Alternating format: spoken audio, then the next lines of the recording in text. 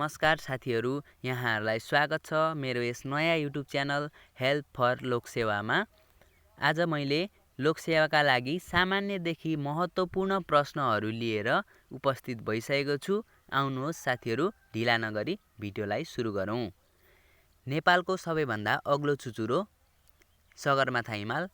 नेपालमा एक गाउँ एक पोखरी भनेर चिनिने जिल्ला कुन हो? एक गाउँ एक पोखरी भनेर चिनिने जिल्ला धनकुटा। एक घर एक बिरुवा भनेर चिनिने ठाउँ कुन हो? वीरेन्द्रनगर, सुर्खेत। सबैभन्दा पहिले सूर्योदय र सूर्यास्त हुने देश कुन हो? न्युजिल्यान्ड। सूर्योदयको देश भनी चिनिने देश जापान। जापानको पुरानो नाम के हो? जापानको पुरानो नाम निप्पन। मध्यरातमा सूर्य उदाउने देश कुन हो? मध्यरातमा सूर्य उदाउने देश नर्वे। महलहरूको सहर भनी चिनिने स्थान कोलकाता, भारत। विश्वको दोहोरो भूपरिवेष्टित राष्ट्रहरू दुईटा रहेका छन्, उज्बेकिस्तान र लिचेनस्टाइन। चीनको दुःख भनेर चिनिने नदी कुन हो? ह्वाङ्हो नदी। चिनीको कचौरा भनेर चिनिने देश क्युबा। विश्वको सबैभन्दा ठुलो मरुभूमि कुन हो? सहारा मरुभूमि। विश्वमा जताततै पाइने पन्छी कुन हो? जताततै पाइने चरा भँगेरा, जुन चाहिँ विश्वको सबै देशमा पाइन्छ। विश्वमा सबभन्दा बढी वृक्षारोपण गर्ने देश चीन। विश्वमा सबैभन्दा गहिरो ताल बैकाल ताल, 1940 मिटर गहिरो। सबभन्दा बढी सुन पाइने देश, विश्वमा सबैभन्दा बढी सुन पाइने देश दक्षिण अफ्रिका। विश्वको सबैभन्दा अग्लो भवन बुर्ज खलिफा, दुबई। चीन पत्ता लगाउने व्यक्ति मार्को पोलो। भारत पत्ता लगाउने चाहिँ भास्को डी गामा हुन्। युरोपको बिरामी भनेर चिनिने देश कुन हो? टर्की। युरोपको बिरामी भनेर चिनिने देश टर्की। एसियाको निलो मुटु भनेर चिनिने ताल बैकाल ताल रहेको छ। संसारको सबैभन्दा पुरानो राजधानी सिरियाको दमास्कस। माछा नपाइने विश्वको एकमात्र नदी जोर्डन नदी। विश्वको सबैभन्दा ठुलो नहर सुएज नहर। पृथ्वीबाट सबैभन्दा नजिकको ग्रह शुक्र ग्रह। यसमा झुकिन सक्छ साथीहरू। सूर्यबाट सबैभन्दा नजिकको ग्रह चाहिँ बुध, अनि पृथ्वीबाट सबैभन्दा नजिकको ग्रह चाहिँ शुक्र ग्रह। चन्द्रमा पृथ्वीबाट कति टाढा छ? चन्द्रमा पृथ्वीबाट 3,84,400 किलोमिटर टाढा रहेको छ। राशि 12वटा छन् भने नक्षत्र कति छन्? 27वटा। राशि 12वटा छन् भने नक्षत्र 27वटा रहेका छन्। नेपालको सबैभन्दा ठुलो ताल राराताल, जुन मुगु जिल्लामा छ। नेपालको सबैभन्दा अग्लो स्थानमा रहेको ताल कुन हो? सिगर ताल, चामे मनाङमा रहेको छ। यो 5002 मिटरमा अवस्थित छ। योभन्दा अगाडि चाहिँ तिलिचो ताल थियो, जुन मनाङ जिल्लामै अवस्थित थियो, तर अहिले त्योभन्दा अग्लो स्थानमा मनाङ जिल्लामा नयाँ ताल भेटिएको छ, सिगर ताल मनाङ। नेपालको सबभन्दा ठुलो नदी सप्तकोशी नदी। नेपालमा नाई बाजा र धिमे बाजा कुन जातिमा प्रचलनमा छन्? नेवार जाति। नेपालमा नाई बाजा र धिमे बाजा कुन जातिमा प्रचलनमा छन्?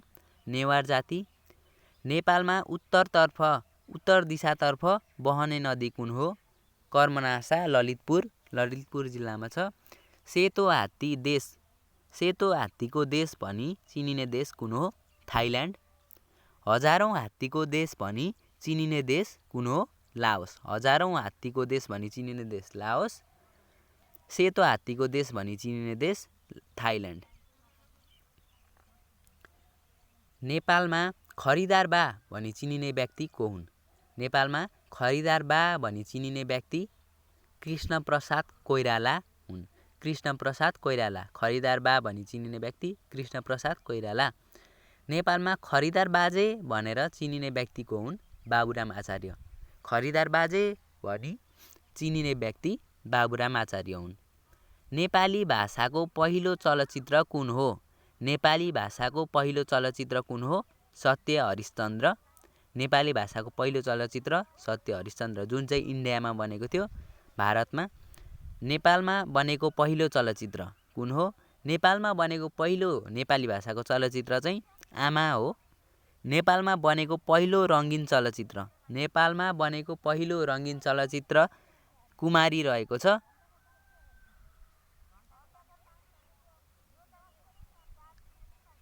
आउनुहोस् साथीहरू, अब हामी इतिहास सम्बन्धी महत्त्वपूर्ण 50 प्रश्नहरूलाई अध्ययन गर्नेछौँ।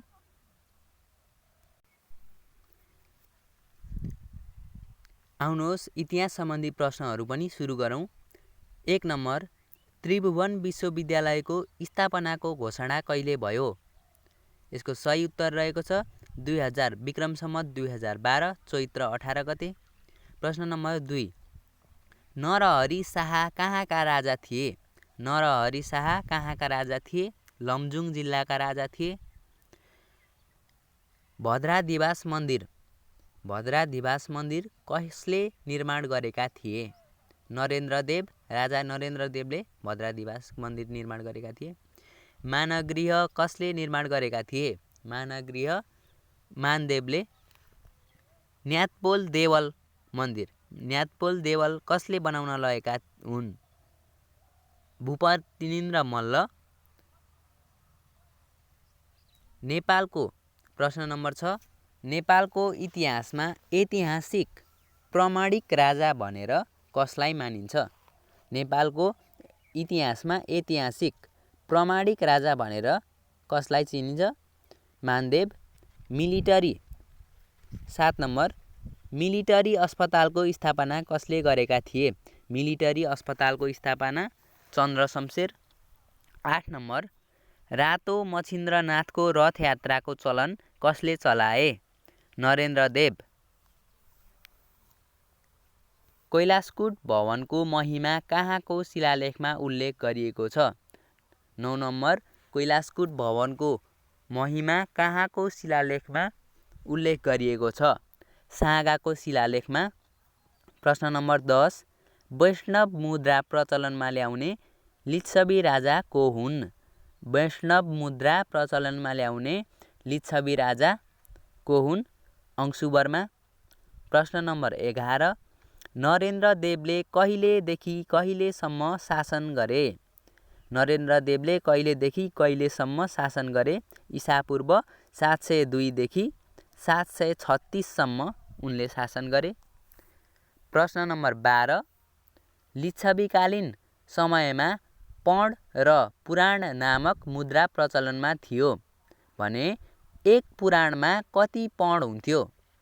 लिच्छवीकालीन समयमा पौड र पुराण नामक मुद्रा प्रचलनमा थियो भने एक पुराणमा कति पौड हुन्थ्यो? 16 पौड हुन्थ्यो। प्रश्न नम्बर 13, भोटो जात्राको प्रचलन कसले गरे? प्रश्न नम्बर 13, भोटो जात्राको प्रचलन कसले गरे? नरेन्द्रदेवले। प्रश्न नम्बर 14, सिकाली जात्रा ललितपुरको नेवार समुदायसँग सम्बन्धित छ भने बैरागी जात्रा कहाँ प्रचलित छ? सिकागी जात्रा ललितपुरको नेवार समुदायसँग सम्बन्धित छ भने बैरागी जात्रा कहाँ प्रचलित छ? जुम्ला जिल्ला।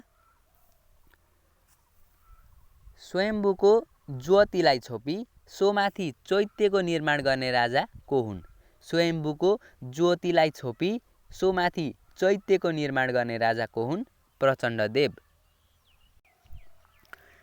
प्रश्न नम्बर 16, कुन मल्ल राजाको पालामा खस राजा जितारी मल्लले उपत्यकामा आक्रमण गरेका थिए?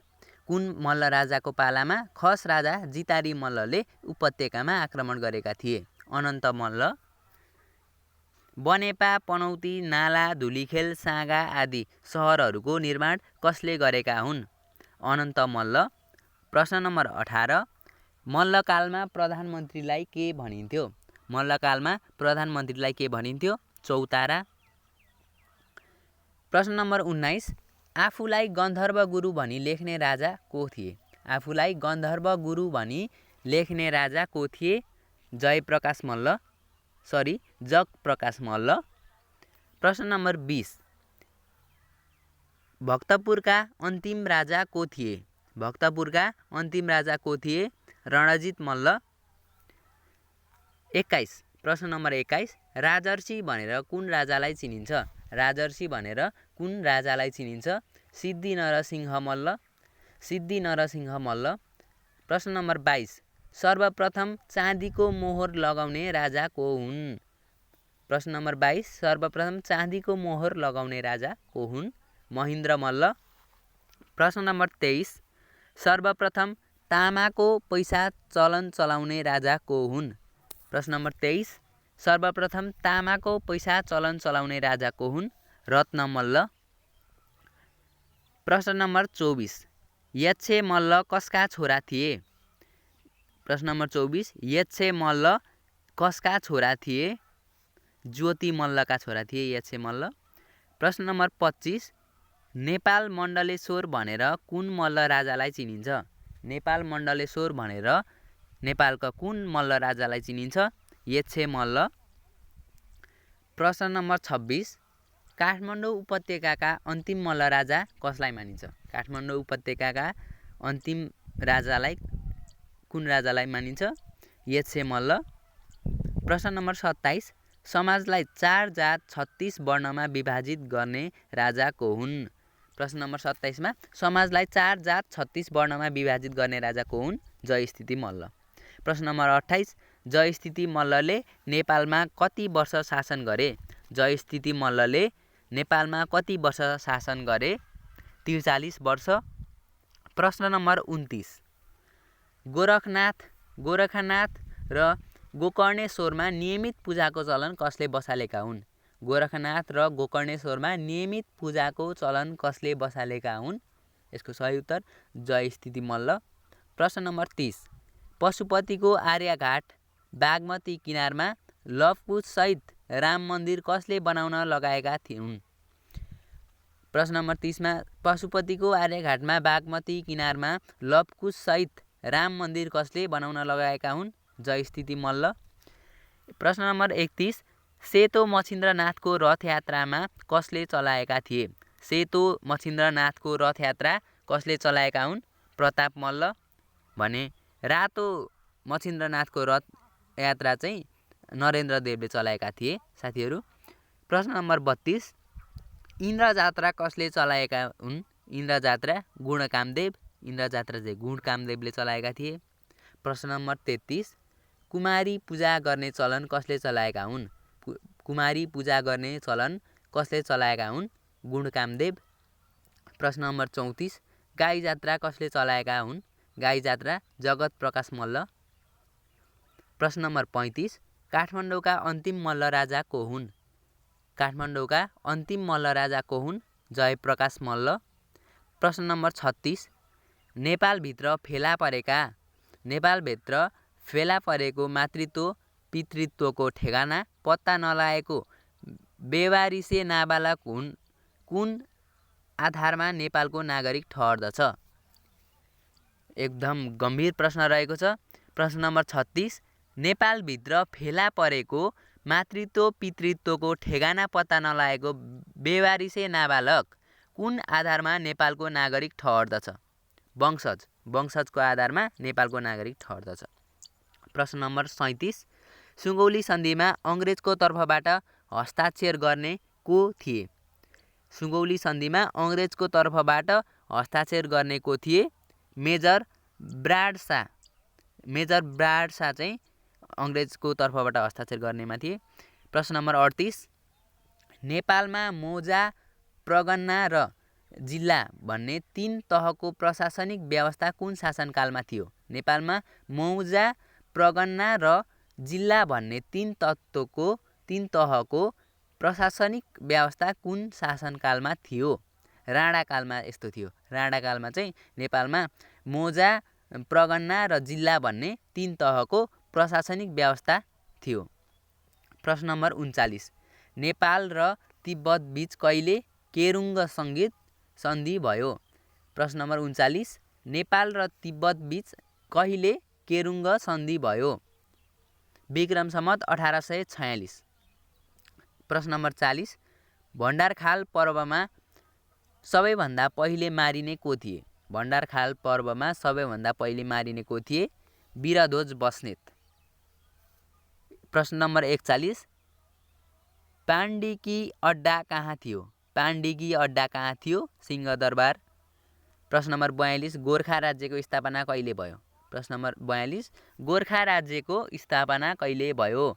विक्रम सम्वत 1616 भदौ 25। विक्रम सम्वत 1616 भाद्र 25। प्रश्न नम्बर 43, नेपाल सम्वतका प्रवर्तक राजा भन्नाले कसलाई चिनिन्छ? नेपाल सम्वतका प्रवर्तक राजा भन्नाले कसलाई चिनिन्छ? राघवदेव। प्रश्न नम्बर 44, अक्षराङ्क नामक पुस्तक निशुल्क वितरण गर्ने व्यक्ति को थिए? अक्षराङ्क नामक पुस्तक निशुल्क वितरण गर्ने व्यक्ति को थिए? देव शमशेर। प्रश्न नम्बर 45, सुनको असर्फी मुद्राको रूपमा चलाउने राजा को थिए? रणबहादुर, राजा रणबहादुर शाह। प्रश्न नम्बर 46, शहीद गङ्गालाल श्रेष्ठलाई शोभा भगवतीमा कहिले गोली हानिएको थियो? शहीद गङ्गालाल श्रेष्ठलाई शोभा भगवतीमा कहिले गोली हानिएको थियो? विक्रम सम्वत 1997। विक्रम सम्वत 1997 माघ 14 गते। प्रश्न नम्बर 47, काठमाडौँ टेकु स्थित भीम भुवनेश्वरको मन्दिर कसले बनाएका हुन्? काठमाडौँ टेकु स्थित भीम भुवनेश्वरको मन्दिर कसले बनाएका हुन्? माथवर सिंह थापा। माथवर सिंह थापाले बनाएका हुन् भुवनेश्वरको मन्दिर। प्रश्न नम्बर 48, नेपालको इतिहासमा उच्च स्तरीय जाँचबुझ आयोगद्वारा पहिलोपल्ट कुन राजालाई लिखित प्रश्न सोधिएको थियो? नेपालको इतिहासमा उच्च स्तरीय जाँचबुझ आयोगद्वारा पहिलोपल्ट कुन राजालाई लिखित प्रश्न सोधिएको थियो? यो एकदमै लोकसेवा आयोगले 2 पटक सोधिसकेको प्रश्न हो साथीहरू, एकदम ध्यान दिएर सुनौँ। नेपालको इतिहासमा उच्च स्तरीय जाँचबुझ आयोगद्वारा पहिलोपल्ट कुन राजालाई लिखित प्रश्न सोधिएको थियो? राजा ज्ञानेन्द्र। प्रश्न नम्बर 49, जङ्गबहादुरको बेलायत र फ्रान्सको भ्रमण अवधि कति थियो? जङ्गबहादुरको बेलायत र फ्रान्सको भ्रमण अवधि कति थियो? 1 वर्ष 29 दिन। जङ्गबहादुरले 1 वर्ष 29 दिन चाहिँ अरू देशमै बिताएछन्, बेलायत र फ्रान्समा। प्रश्न नम्बर 50, सर्वप्रथम युरोप पुग्ने नेपालका राजा को हुन्? सर्वप्रथम युरोप पुग्ने नेपालका राजा को हुन्? श्री 5 त्रिभुवन, राजा श्री 5 त्रिभुवन। र इतिहास सम्बन्धी प्रश्नहरू हामीसँग सकिसकेका छन् साथीहरू। भिडियो बनाउन एकदम मेहनत लाग्ने भएको हुनाले यहाँहरूले भिडियोलाई लाइक सब्सक्राइब गरिदिनु होला र च्यानलमा नयाँ हुनुहुन्छ भने च्यानललाई सब्सक्राइब गरिदिनु होला। र यो अन्तिम प्रश्न रहेको छ, हरिसिद्धिको नाच हेर्दा हेर्दै मर्ने राजा को थिए? हरिसिद्धिको नाच हेर्दा हेर्दै मर्ने राजा मल्ल राजा हुन्। उत्तर थाहा छ यदि तपाईँहरूलाई भने कमेन्ट गर्नुहोस् र थाहा छैन भने पनि कमेन्टमा थाहा छैन भन्नुहोला, म उत्तर कमेन्टमा तपाईँलाई रिप्लाई दिनेछु। धन्यवाद। भिडियो यहीँ हामी अन्त्य गर्दछौँ।